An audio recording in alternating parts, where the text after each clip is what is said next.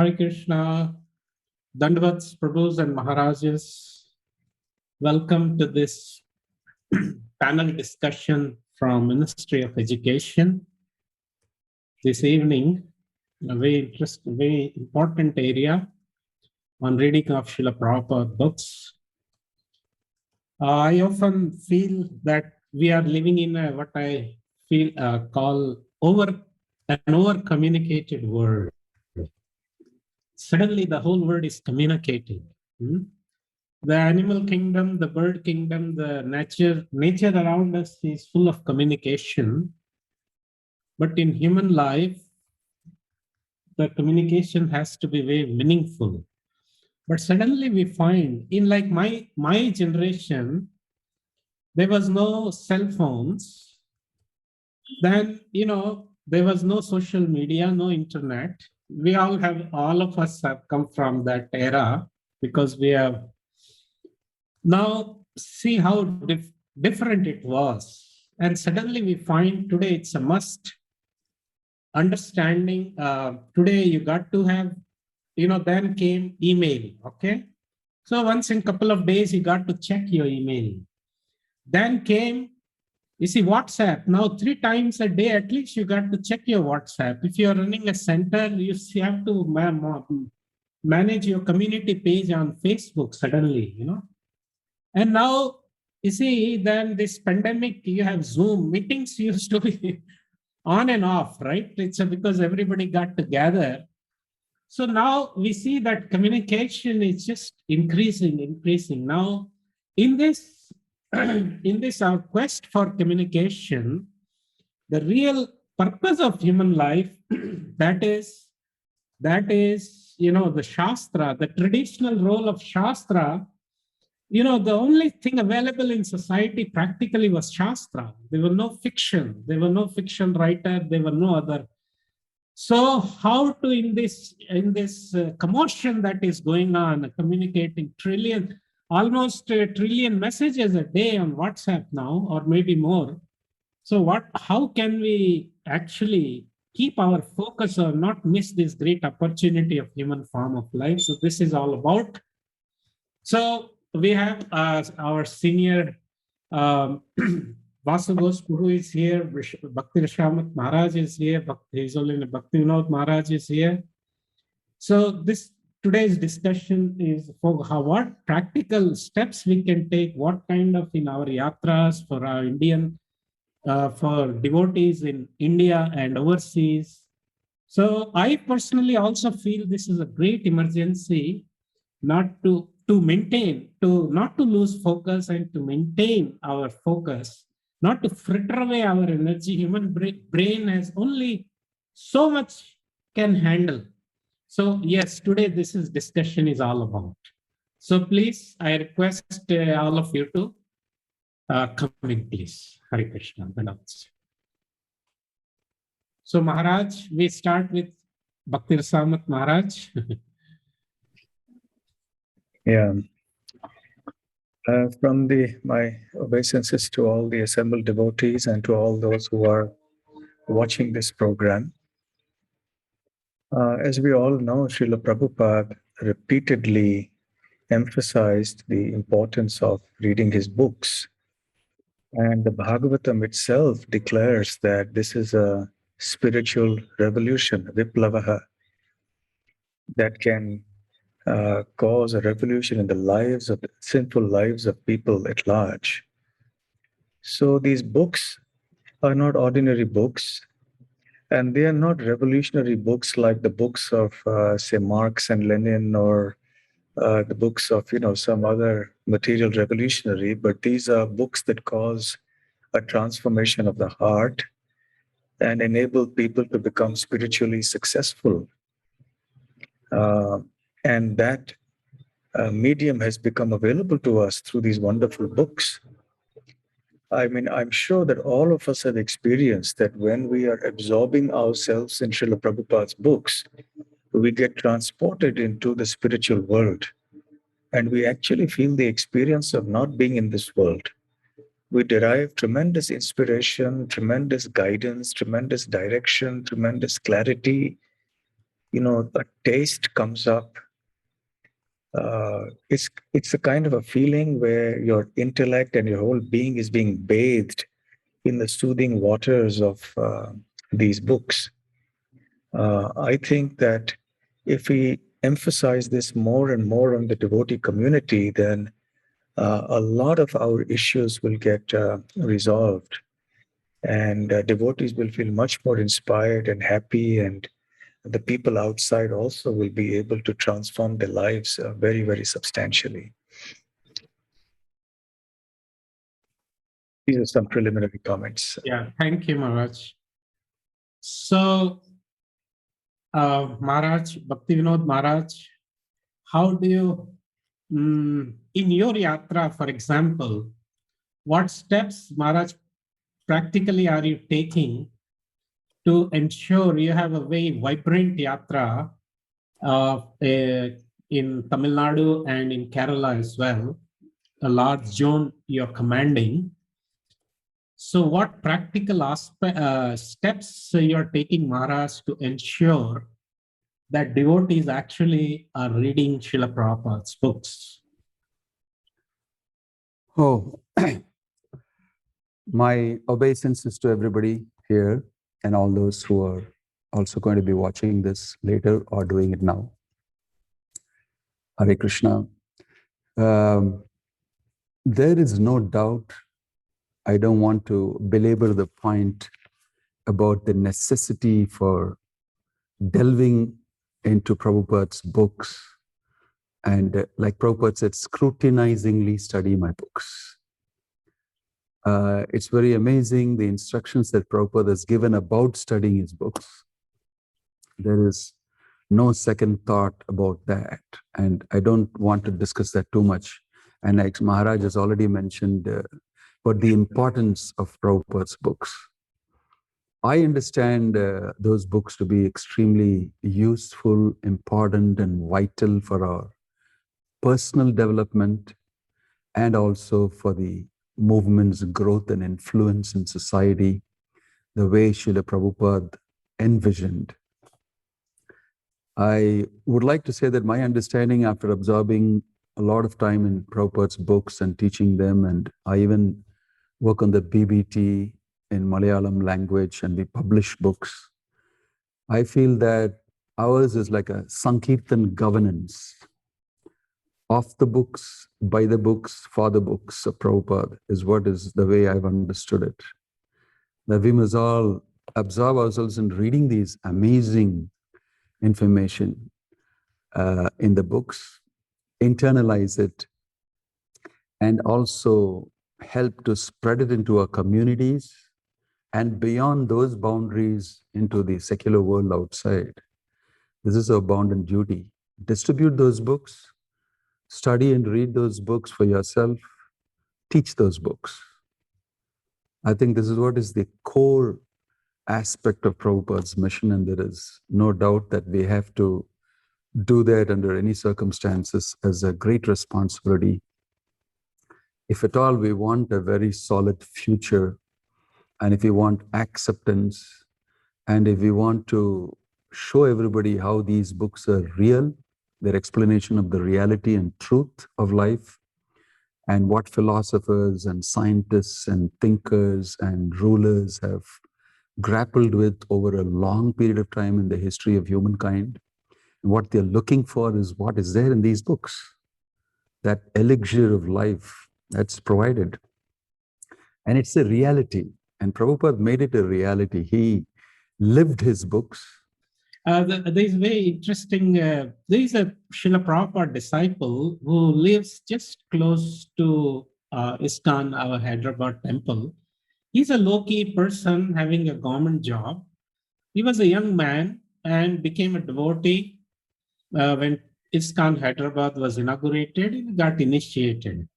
So I asked him that, in fact, there was another person sitting, we were just sitting by, and the question was asked, in fact, what interaction you had with Srila Prabhupada. Now, he said an interesting point. he kind of name he was, obviously, he was a young man. He asked like point blank, why we have trouble, you know, disciples, sometimes we see them falling down or leaving the movement. So Srila Prabhupada said just one line, because they are not reading my books. So this is so essential, like mother's milk. This is absolutely necessary for the growth, for our survival. So, Vasugos Prabhu, so what the personal realizations as a long time ISKCON leader, kind of, you are a very, very well-known figure around the world. So please, we request your input on the subject. Yeah, if you don't mind, I would like to read from Chaitanya Charitamrita Madhya Leela, chapter 6, text 135. Beautiful. Yes, please. Pramaner madhye shruti praman pradhan. Shruti je mukhya artha kahe se praman. So the translation in English is, although there is other evidence, the evidence given in the Vedic version must be taken as foremost. Vedic versions understood directly are first-class evidence. So if you don't mind, should I read some of the purport? Please. Works that should be consulted are Sri Jiva Goswami's Tattva Sandarbha 1011, Srila Baladev Vidyabhushan's commentary on that, and the following verses of the Brahma Sutra, Shastra Yonitvat, Vedanta Sutra 113, Tarka Pratishtanat, Vedanta Sutra 2111, and Shrutistu Shabda Mulatvat, Vedanta Sutra 2127, as commented upon by Sri Ramanujacharya, Sri Madhvacharya, Sri Nimbarkacharya, and Sri Baladev Vidyabhushan. In his book Sarva Samvadini, Srila Jiva Goswami has noted that although there are 10 kinds of evidence, direct perception, the Vedic version, historical reference, hypotheses, and so on, and although they are all generally accepted as evidence, the person presenting a hypothesis reading the Vedic version, perceiving or interpreting by his experience, is certain to be imperfect in 4 ways. That is, he is subject to committing mistakes, to becoming illusion, to cheating, and to having imperfect senses. Although the evidence may be correct, the person himself is in danger of being misled due to his material defects. Apart from the direct presentation, there is a chance that an interpretation may not be perfect. Therefore, the conclusion is that only a direct presentation can be considered evidence. An interpretation cannot be accepted as evidence, but may be considered proof of evidence. So there's more in this purport, but I wanted to read from the purport of Chaitanya Charitamrita Madhya Leela 2352. Prabhu kahe, Anya avatar shastra dware jani, kalite avatar toiche shastra vakyamani. And the translation is, Sri Chaitanya Mahaprabhu replied, as in other ages, an incarnation is accepted according to the directions of Shastras. In this age of Kali, an incarnation of God should be accepted in that way. And the purport, according to Sri Chaitanya Mahaprabhu, this is the way an incarnation should be accepted. Srila Narottam Das Thakur says, Sadhu Shastra Guru Vakya Chitte Te Koriya Aikya. One should accept a thing as genuine by studying the words of saintly people, the spiritual master, and the Shastra. The actual center is the Shastra, the revealed scripture. If a spiritual master does not speak according to the revealed scripture, he is not to be accepted. Similarly, if a saintly person does not speak according to the Shastra, he is not a saintly person. The Shastra is the center for all. Unfortunately, at the present moment, people do not refer to the Shastras. There's more. Now, the point is that our ideology is based on Vedic literature. As Prabhupada quoted in the first purport that I read. Shastra Yonitvat, Vedanta Sutras were compiled by Vyas, who compiled the Mahabharata, which is where Bhagavad Gita is from. And he compiled he divided the one Veda into 4 Vedas. And he says that knowledge is born from Shastras. So Prabhupada clearly, is saying we should study Shastras. And reading Prabhupada's books means Prabhupada's commentaries on Bhagavad Gita, Srimad Bhagavatam, and Chaitanya Charitamrita throws light on the Vedic literature. That Prabhupada himself, as we just heard from his purports, is the center of all. In other words, we have based our ideology on these Vedic literature. So we shouldn't deviate from the Vedic literature. And unless we know the Vedic literature very well, then we're not going. There will be a chance of deviation, and we're seeing it. We're seeing, and it's not something new, because as Bhakti-Siddhanta Saraswati Thakur wrote, and then our late godbrother Suhotra Swami, he also wrote about the deviant sects. S-E-C-S-C, what is it? Sect. S-C-E-T-S. S-C-E-T-S, yes. Right? So there were many deviant sects that came up in Bengal after Chaitanya Mahaprabhu's, Jivan Kal, the lifetime of Mahaprabhu. And those sects are still functioning. And they present a perverted idea of bhakti. If you go to Navadvip, near Mayapur, well, Mayapur is part of Navadvip, you can see people rolling on the ground and crying out, Gauranga, Gauranga. And then, they do all kinds of nonsense. So Prabhupada wanted us to study Shastras. I think I spoke too long. I don't know. I'll end it here. You can come back to me. I'm still with you. Thank you, Vastigos Prabhu. That was good to directly hear from Srila Prabhupada's purport, and welcome, Maharaj. Yeah. Like Peter Drucker says, if something can go wrong, it will go wrong. My experience is there is never a power cut. Hyderabad, like other metros, is a quite advanced city. But whenever there is going to be a Zoom meeting, we can expect a power cut. Yeah, I'm on my UPS. I don't know how long that will last. Okay. So Maharaj, you have the floor. You got disconnected in between. Yeah, I got disconnected. I was just trying to say about your question to me was what efforts that we were taking to do something in our yatra and everything. I was just coming to say that we set up a Bhakti-Vedanta Academy many years back, about nearly 20 years back. And since then, we were going slow and doing Bhakti-Shastrы sessions for a congregation. And we also, just before the lockdown, we started more intensely. And during this last 2 years, we have upped it quite a bit. We have done several new initiatives. I am personally involved in it directly. We are now teaching Bhakti-Shastrı for nearly 6 batches in Tamil online. About 130 students are online and they are completing their Bhakti-Shastrı. We also have in English language 2 batches, which I am also involved in. Then we have a Bhakti-Vaibhava session for very senior devotees. And we have in Malayalam language, we have started Bhakti-Shastrı also. So in 3 languages, we're doing Bhakti-Shastrı, and we have nearly 200 students online doing something or the other. Plus we have other outreach programs.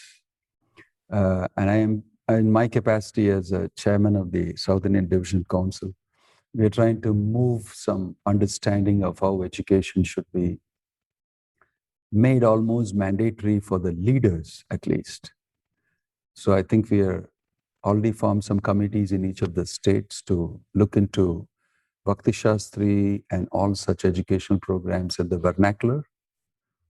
And I think in the next SIDC meeting, we are coming together to make a proposal for the whole of the South India in upping its educational capacities and making sure that all our leaders at least are to some extent educated, and make it like some sort of a pre-qualification requirement for a person to be a leader, so that he gets into that type of a sense and also absorbs himself in that and giving that type of education to his congregations, to the people anywhere else. That's in short. Before the power goes off, I thought I should crunch it and tell you. Thank Yeah. you. So this effort is going on. Right. Thank you. That was very nice. Yes, we have come a long way, I feel. I remember Maharaj in like 89, VIH 88 was started, and I was studying. I went to Vrindavan 89. VIH, that was like it was taking off, reading of, and studying, Srila Prabhupada's books. So I have an important question here. That you see, these books have made, this is what defines us, these books. There are a lot of Krishna devotees in India. We can't deny that, or around the world, there are. But we are Prabhupada Nugas, and that's what differentiates. Srila Prabhupada books differentiate us from other devotees or other sampradayas or other paths. And that is what probably gives us the potency, like we are the leading, we are the preaching arm of Lord Chaitanya's movement. And we are obvious kind of doing better than anybody else. And I feel that potency comes from. So I have a very important point now that impression that is going around is actually now we need bridge books, actually. Srila Prabhupada books are too orthodox, or like too traditional and too radical. So we need kind of bridge books to cater to the younger generation. And then let them, once they come, then we can introduce. So I've seen cases like where, even after 2-3 years of being in the movement, connected as a congregational member, there are devotees who have not yet started on with Srila Prabhupada books. What's your comment on that, Maharaj? You're asking me, right? Oh, actually, yeah, probably you can. I was actually meaning to ask Bhakti-Vinod Maharaj. Yeah, But please. probably Okay. both of you can. No. You can start with Maharaj. Before his electric current goes away. Yeah, Maharaj. You can go for Well, it. you see, I made a differentiation that one thing in education that we are focusing on is Prabhupada's books, mostly for our congregations and our devotees. That's what the education ministry is doing. Correct me if I'm wrong. Apart from that is education and our presence in the academia. That is another big topic, which I think is very interesting. How to make a solid academic presence using Prabhupada's books. And I think generally Hindus are pretty poor vis-a-vis in comparison to the Buddhists, the Christians, the Muslims, or others. They have a solid presence in the academic sense, and we don't have much of that. That's one area of education. The other thing you're talking about is generally in terms of preaching outreach, that people don't instantly find reading these books with traditional stuff like Sanskrit shlokas and all that. They look at it in a formidable sense. Especially in this age when a lot of hate against religion and rage against religion is, spread, especially in the Western world and amongst the rationalists and so-called free speech, free thinkers, etc. So how to actually step inside is what you're talking about. True that we need to have some stepping stones in between, and that also could be of an educational sort. I am very keen on looking at addressing social concerns, which Prabhupada has done to a great degree, explaining how the Bhagavat, in the Bhagavatam, he explains brilliantly how it is a solution for the world's problems. Talk today about climate change, talk about environmental problems, talk about fires everywhere, coronavirus, political problems, religious problems, and social problems, and equality, and cry for so many things. All of these things should be addressed, and that way we should build a bridge between society and Prabhupada's books. And I think that's where we could produce bridge books. I did a conference recently on, few years back, I should say, quite a few years back, on environment. And I found that we don't have a book. And I went around asking the communications ministry, what's the stand that ISKCON has, which is an issue that's spread all over the world and is raging and people are talking about it. We had an old book called Divine Nature, and that need to be revised because times have changed and many things have happened. And I went right up to Mukunda Maharaj in Australia and spoke to him also. He's the one who wrote that book. Brilliant, very brilliant composition. So somehow we didn't have that type of a, bridge book that we could speak tons and say lots of things about these things. Yeah, true. I think that between Prabhupada's books and the society, if you're talking about the preaching we do and relevance to society, we need those type of books. And it should be educationally based so that they can use that as a stepping stone to get into solutions that the Vedic compendium provides in terms of Prabhupada's books and what it can afford. I would say that that's another area maybe we have not so much actively explored as of now, and which is a great need now. Right. Maharaj, so that doesn't make Srila Prabhupada's book redundant, right?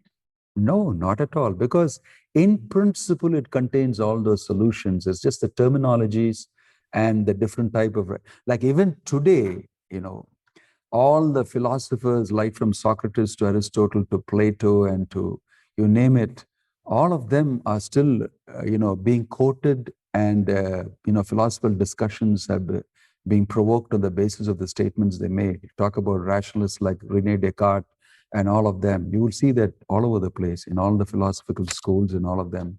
Because the only philosophy prevalent is the Western philosophy. And the entire Christian theology and their whole religion is based on the borrowed philosophy of the Greeks. Western thought is all on the basis of Greek philosophy. And the Vedic philosophy somehow or the other has got dumbed down over a period of time with all the religious, stuff. If you look at the hoary history of the Christians, you will see that Inquisitions and that, and they destroyed a lot of scriptures everywhere. Many things happened.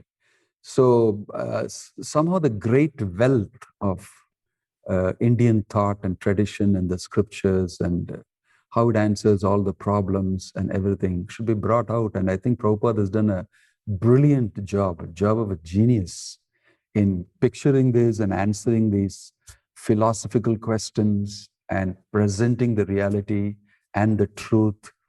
And so therefore it will never become redundant, these books.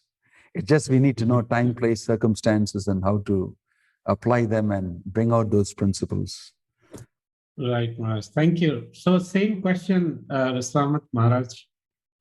Maharaj, you can come in on that. Yeah. I think Srila Prabhupada has mentioned several times in his books that he would like his followers to also write. In as much as Srila Prabhupada emphasized reading of the books, and instructions on reading the books are everywhere, he also spoke quite a bit about the importance of his devotees writing. Instructions regarding writing are not as copious, as frequent as the ones on reading, but nevertheless, there are enough instructions to indicate that Srila Prabhupada definitely wanted us to write. And he wanted us to write based on his books. So Srila Prabhupada's books will always be the foundation. Therefore, we have the saying, books are the basis. So by books, we mean Prabhupada's books. So Prabhupada's books will be the basis for ISKCON in general, and also for other books that are to come. So other books that devotees will write now that I have written in the recent past and will write in the near and distant future will all ultimately be based on Srila Prabhupada's books. So that is an important part of other books to be written. Now, some of these books may not be in the category of what we call bridge preaching. Some of these books will be directly relating to deep study of the scriptures. For example, Bhurijan Prabhu has written his books on Bhagavad Gita and Srimad Bhagavatam, explaining study guides, right? Surrender unto me. And so these are very useful and very, very relishable and important for devotees. Your question, however, I think pertains to bridge preaching, which is meant for outsiders, those who are not actually devotees. So we need both categories of books written by devotees. Coming to the bridge preaching, I recognize very much the importance of that. And I heartily agree with what Bhakti-Vinod Maharaj has said in this matter. We definitely need books on everything that is of relevance and importance to the people out there in the world. And the term bridge implies that we need some method to connect with them and make ourselves relevant in the minds of people. So there is a great need for bridge preaching. There is one matter that I think also needs consideration, which is that how long will this bridge be? So the bridge in the bridge preaching should not be such that you never really reach Prabhupada's books. Yes. Bridges, you just keep going on the bridge and walking, and it's like an endless bridge that goes on and on. Never lands, you mean. The bridge never lands. Yeah, it's just an eternal bridge. So we can't keep people forever on the bridge.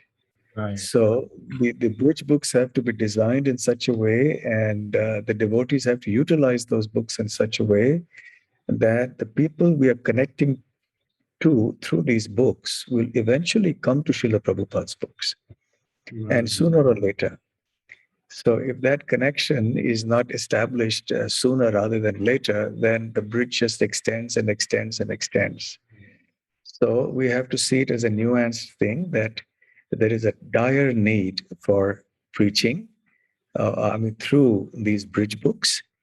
At the same time, we need to ensure that the bridge is not too long.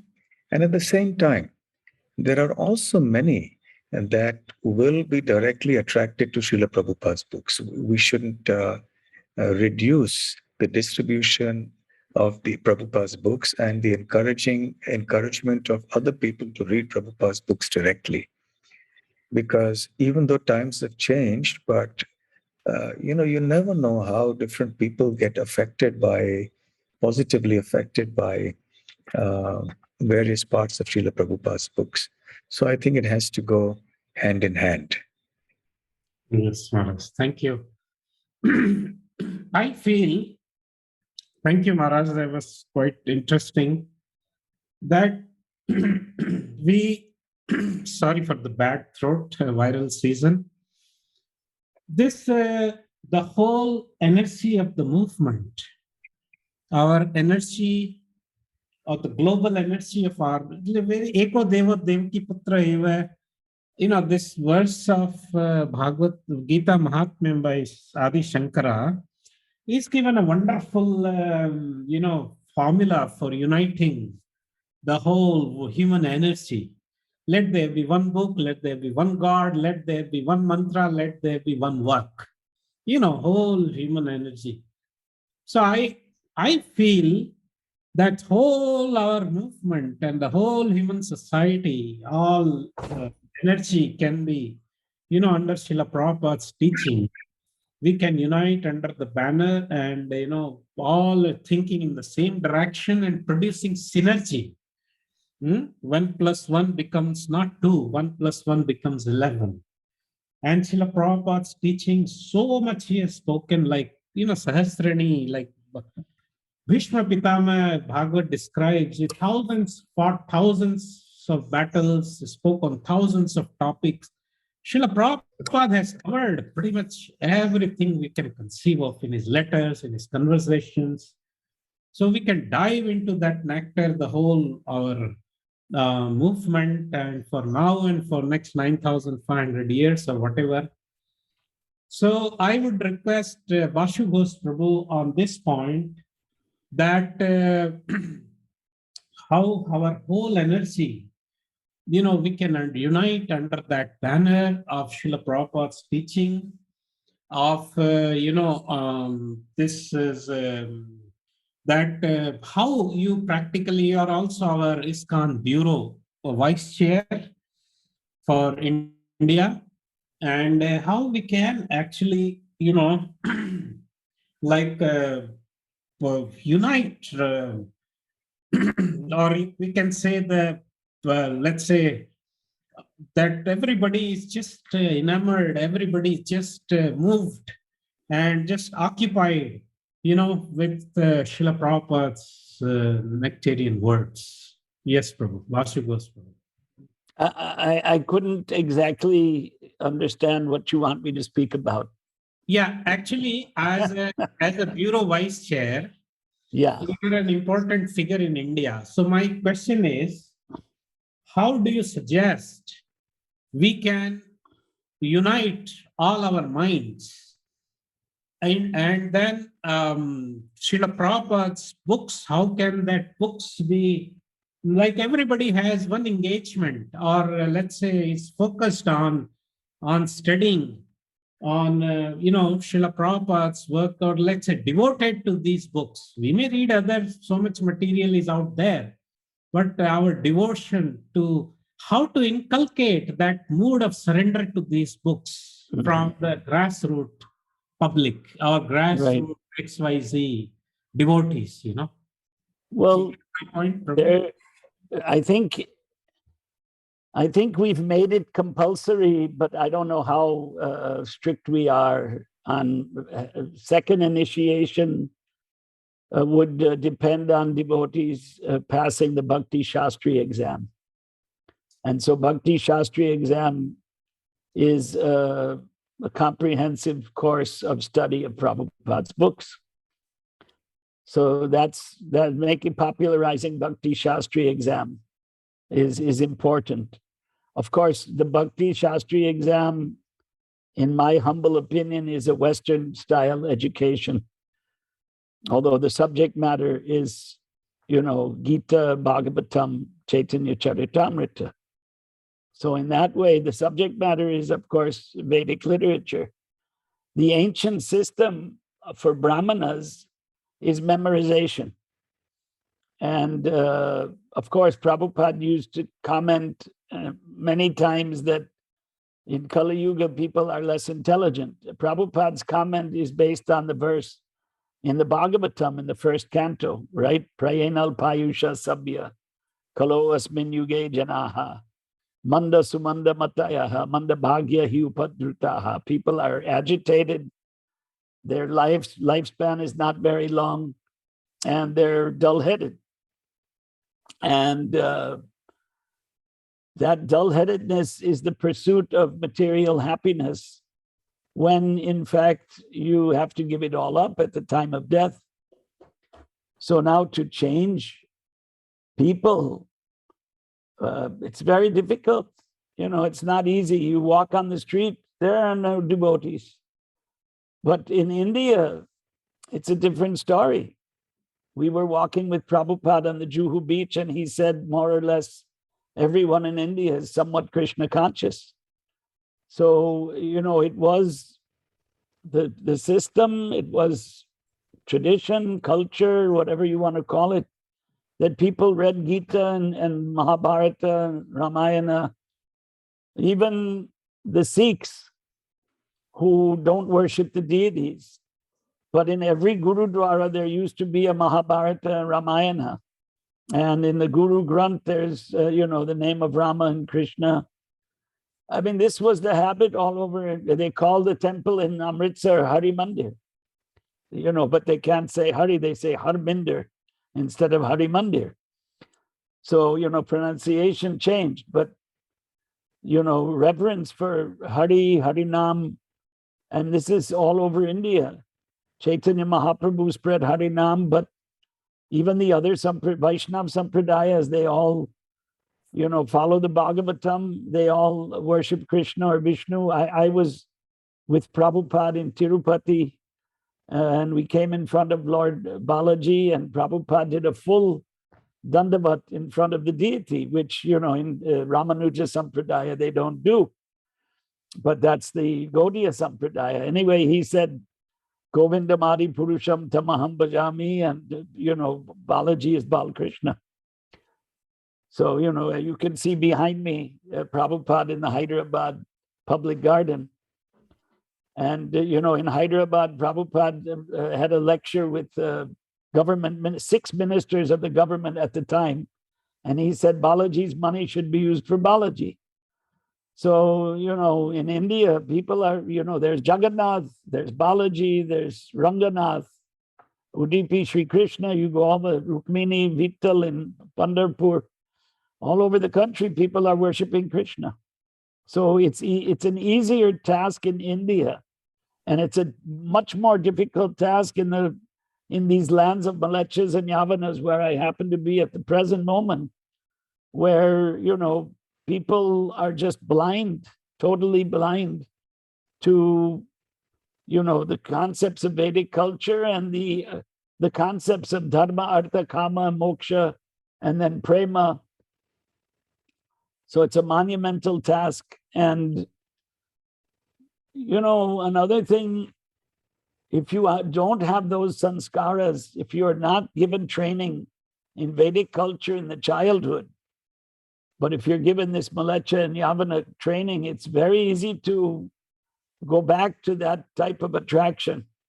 Wow, lucky I was in India all these years, but I see here, it's to merge into this type of Western life is very easy. What can I say? I mean, reading Prabhupada's books was part of this strategy. And bringing people to India was Prabhupada's strategy. That's why he spent all his money in making this, like the TOVP is coming up, Vrindavan, Mayapur, and Juhu. Prabhupada put his time and energy into these projects. So yeah, it's a comprehensive. Books is part of it. It's a major part. It's a key part. And to get people to read and then to realize and to follow, it's a tough task. And but we have to, right? We have to undertake it. We're propagating it. Prabhupada's guru told him, Bhakti-Vedanta told him, if you ever get money, print books, right? So I mean, this is age old. Age old is to study Shastras, to study Vedas, to study Mahabharata, Panchama Veda. So Bhagavad Gita is, the moksha. What is it? The moksha grantha. The part of the Mahabharata deals with moksha, liberation from the repetition of birth, death, old age, and disease. Sorry, again, I think I went too long. Okay. Right. Maybe if you had a 3-minute warning. Okay. No. Actually, okay. One final we are approaching time. Bhaktivinoda Maharaj, I'll direct this point that neophytes sometimes new members that they find when you go to walk into, let's say, ISKCON Vrindavan or Mayapur stall, you find an array of books, by Goswami works and this and that, and some Srila Prabhupada books are hidden in between somewhere. And they find it that Srila Prabhupada books are repetitive. Like, you are not the body, probably n number of Bhagavad purports are repeating that. So Maharaj, Bhaktivinoda Maharaj, what do you say on the point is that sometime you see Tattva Sandarbha, pick up a book, oh, it sounds more interesting than, that. So Maharaj,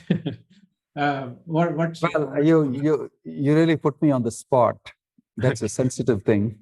Okay. But since you asked this question, at least in my areas where I am directly in charge as a zonal secretary, I mostly display only Prabhupada's books. Okay. That's one thing you can see on the book tables, that you take it. If you want the other books, you can, find it all over the place. But very rarely I would recommend some books which are so nicely connected with Prabhupada's books, and it's interesting. But that's the point, and I want to say that leaders should, irrespective of certain challenges or points brought out by Vasugosh Prabhu here about other things, tradition and types of learning and pedagogy that we would adopt to disseminate this knowledge. That's another big discussion. But irrespective of all that, it's the mandate of Bhakti-Vedanta Swami Prabhupada that we should scrutinizingly study his books. I just peeped in now.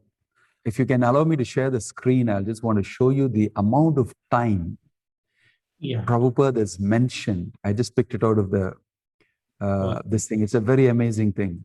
So I just wanted to show you this, which I picked up from this Vanipedia. This is the amount of times Prabhupada has spoken about and instructed devotees to study books in terms of the frequency, the mood, and the method. There are 60 ways. In frequencies, again and again, you should read my books. Always, as much as possible, as soon as you get time. At least 1 hour daily, at least 1 or 2 hours, at least 3 hours, constantly, continuously, daily, in small installments, more and more, repeatedly, throughout the day, as much as possible. Mood, as it is spoken by Krishna, adeptly, attentively, carefully, critically, deeply, devotedly, diligently, expertly, faithfully, intensely, nicely, penetratingly, persistently, philosophically, profoundly, profusely, you name it. And method, from all angles of vision, from different lights of directions, from every point of view, from varieties of angles, inspecting the subject matter for all angles of approach and savoring the new understandings, to understand the subject matter from different angles of vision by discussing them by association of devotees, in cooperation with your god brothers and sisters, scientifically, scrutinizingly, you name it. I just, these are all picked up from Prabhupada's instructions on his books. I mean, what more can be said? So I don't think that, although there are challenges to do with how we will teach the content of these books, there's no doubt this is gold. The content behind them is the great intent of Bhakti-Vedanta Swami Prabhupada and the previous acharyas, Lord Chaitanya, Krishna, and everybody, and they're all watching it happen. So there's no doubt that we have to do that in some way or the other. As for sticking to Prabhupada's books, I don't mind, like Bhakti Rasamrita Maharaj said, that you get guides and you have some senior devotees explaining through a guide how to make it a little easier and approachable and more relishable, etc.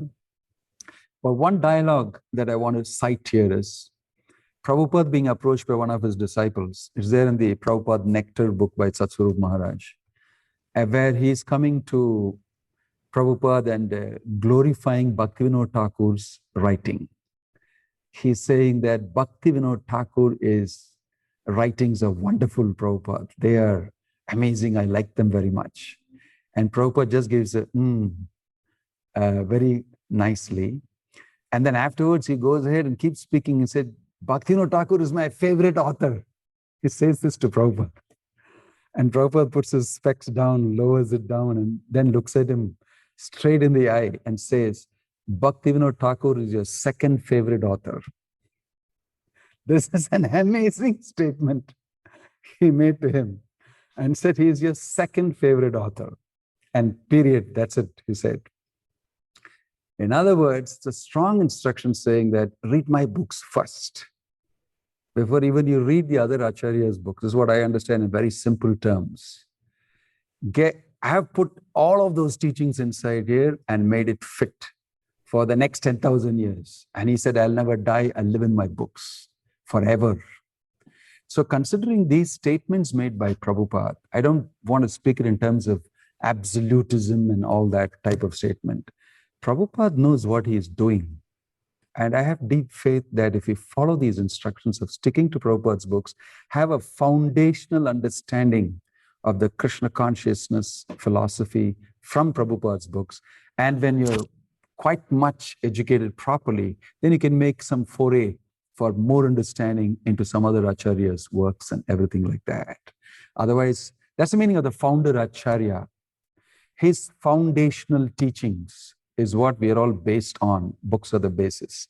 And you can't go anywhere this way or that way without first covering that and being firmly situated on that foundation. And I think it's the duty of all of us as leaders to institute that first. Founder Acharya's teachings, his foundational books, everybody should know that. As much as their intellect allows, they should stretch themselves and get to know it. Otherwise, how are we going to change the world? It's these devotees who will actually go and speak their understanding to the people outside. If they don't have a proper understanding foundationally of the philosophy, sometimes I don't know, some things that people speak, I think are not Gaudiya Vaishnava philosophy. Many times I see. They speak to become popular. That and with the coming of the social media, these things are all to be discussed in a great way. You have to know that you have to very carefully, scrutinizingly study and understand. It takes a lot of reading to understand what Prabhupada is really saying sometimes. And then we look into the world, we say, aha, no wonder Prabhupada is saying this. It hits you like a thunderbolt. Prabhupada's words are, in my opinion and experience till now, very prophetic, very foundational, extremely important to a devotee's life and to a preaching and to the future. So that foundational understanding we have to institute very thoroughly. And like Vasugosh Prabhu said, it's a little not mlecha type of teaching, or like you said, books are too traditional. All those things are small patchworks are enough to set that right. But we should understand the principle, the foundational principle, the foundational teachings. It's the same, like Krishna said, that imam vivaspate yogam proktavan aham yabbayam vivaswan manave praha, manurikshvakavi abhravit. And Prabhupada is explaining in that purport that the same stuff that Krishna spoke 120 million years ago is being written down now by me into these books. It's not a joke. It's very difficult to do. And Prabhupada has done that. And he was very careful and also very afraid and scared that people will screw it up in the future. Sakala neha mahata yogo nashta parantapa. It got destroyed, Krishna is saying, because of a tendency like this. It invariably happens over a period of time that it gets. If you look at the history of Harvard, John Harvard's statue, you'll see the biggest donor. It all started to perpetuate and perpetrate Christianity and the teachings of Christianity. You know that? It says veritas, and it says Christos el ecclesiae. It says truth towards Christ or something like that. And this is the truth, veritas. And that's how it started. It's a Christian missionary thing meant to propagate Christianity and academic stuff. And over a period of time, it completely swerved from that into something else. Now it's Harvard University. They don't speak about any religion much. Although in their certificate, they have this Christos something, but it's gone. They don't speak about it anymore. So I'm also very concerned that people should keep that foundation pinned down, and it's on the basis of the books. And if you pin the books down and make sure that we educate everybody properly, everything else will go. You don't have to attend to many things too much. It'll all go pretty well. That's my firm feeling. And I think a power cut has struck our moderator also. No, he's back. I have 8 o'clock, the internet goes off, so I forgot to Google it. Anyway, it's okay. Yes. Okay. So Maharaj, thank you. Our time is almost up. It is. We have a rare what you call a congregation or collection, assembly here. I start with His Holiness Bhakti-Rasamrita Maharaj. Decades ago, most of us have joined by reading these books, and we came in devotee association. So now a personal testimonies and personal story, just very briefly. Maharaj, Bhakti-Rasamrita Maharaj, how you got connected to Srila, in what way Srila Prabhupada Books inspired you yourself to dedicate yourself to ISKCON movement, Maharaj? Yeah. I think the first thing that struck me was the clarity, coherence, and the emphasis that Srila Prabhupada was giving in his books, everything was so clear and so firm. I was used to reading so many other books where this could be like this, it could be like that. And there was a certain decisiveness and clarity which I didn't find anywhere else. And it was like a whole new universe opening up.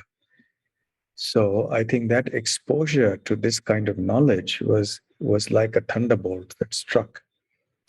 And as one went deeper and deeper into it, then naturally the number of questions also increased.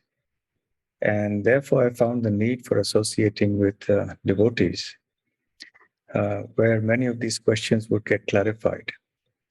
So I think reading Srila Prabhupada's books opens up a new world.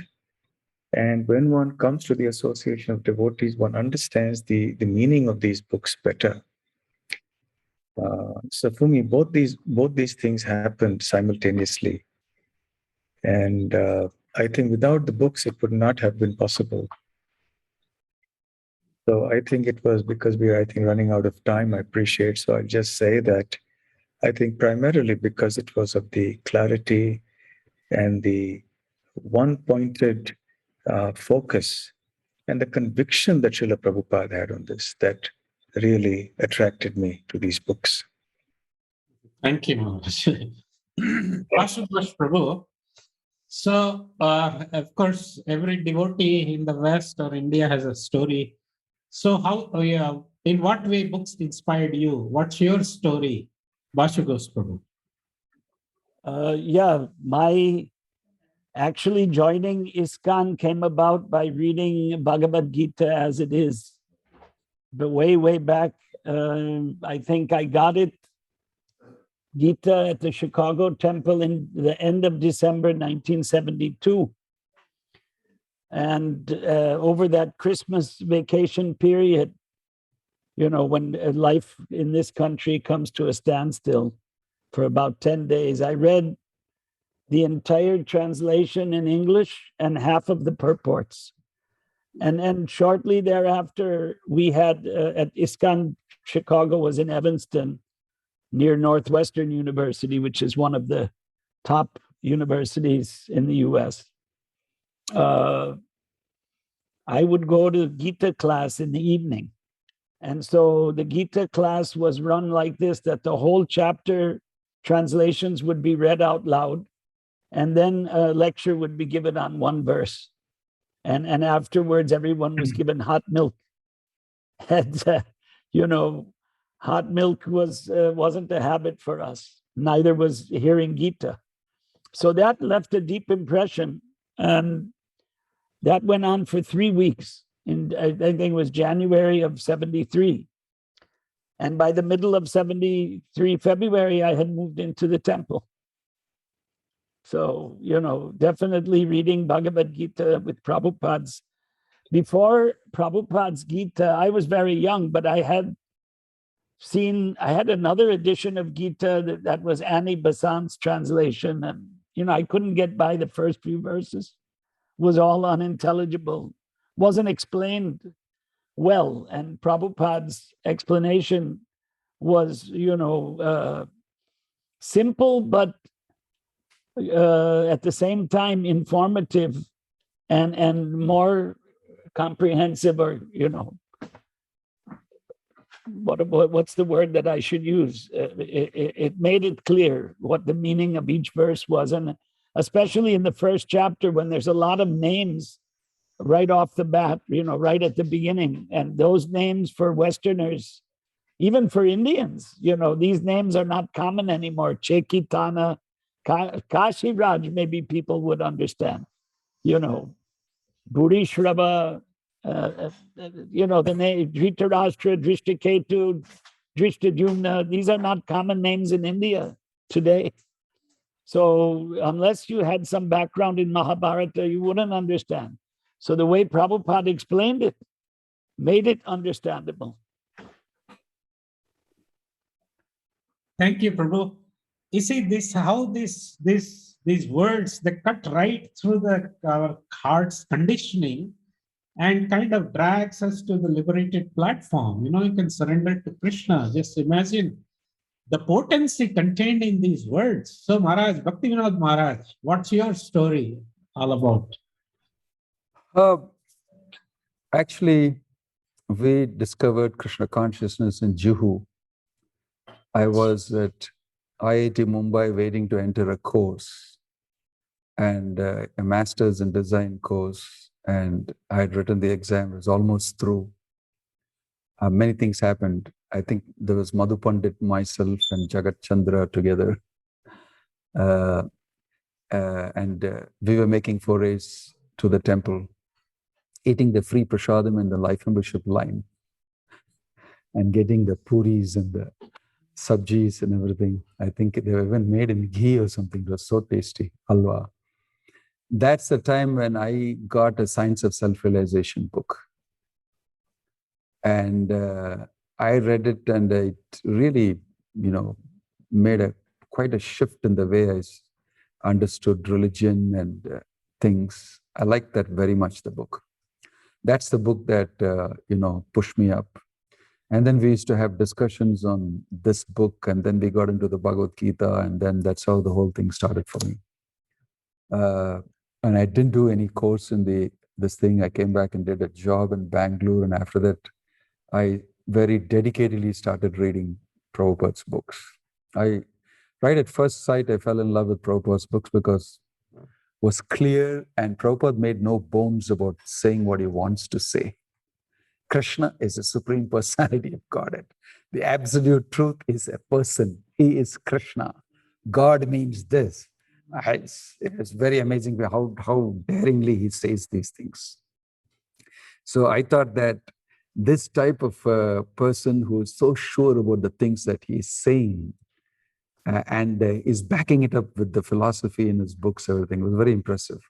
First time I could get a understanding of religion, although I was born in a Brahmin family, and I've seen my mother performing 3 hours puja every day, and a whole lot of ritualistic stuff was happening. I never knew the philosophical portion of it much. It was religiously bent, but the philosophy, it came through Prabhupada's books, and I was immensely happy to get answers to questions that I always had. And all my queries and inquisitiveness and everything, from leaps and bounds, went ahead, and I integrated myself with the congregation and asked questions. And I found it's truly wealthy to read these. It's a great, wealthy tome of, books that we can have, that we can read and we can understand. That was my first experience. And after that, there has no been turning back. Continue, Maharaj. Yeah, Maharaj, thank you. Yeah, this is like, these words, they strike you like bullets. And Chetan Chaitamit, what's the verse he says is Ramanand Rai said, who is like an archer? What is the use of an archer? It doesn't pierce the heart of a poet whose poetry doesn't pierce. So it's like, placing a bomb under your chin and blows everything to smithereens. Like, this is what. Yeah, so I'll conclude with, I think our time is up. Thank you. So, thank you, everybody. It was really enlightening. Jai Srila Prabhupada. Hare Krishna.